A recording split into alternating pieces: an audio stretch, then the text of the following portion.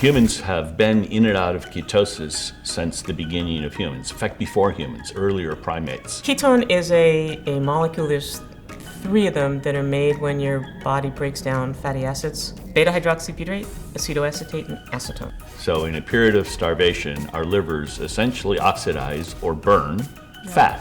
And as a consequence of that, we produce ketones. So you think of 3 macronutrients: carbohydrates, fats, and protein.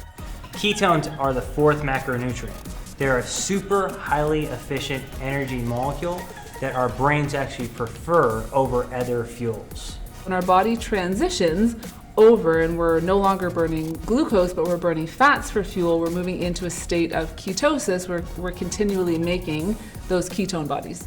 If someone is fully ketogenic, that means they're producing lots of ketones. A ketogenic diet is, by definition, a low carbohydrate diet.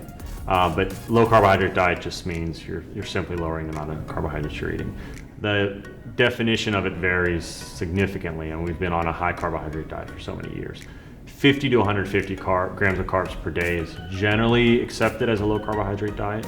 Most people, to get into ketosis, need to eat less than 50 grams of carbohydrates per day and have to minimize their protein. It's not the case with everyone. Some people have to get even lower, but you have to get those carbs down so low that when your blood sugar starts dropping, your liver starts making ketones, and thus you're into ketosis.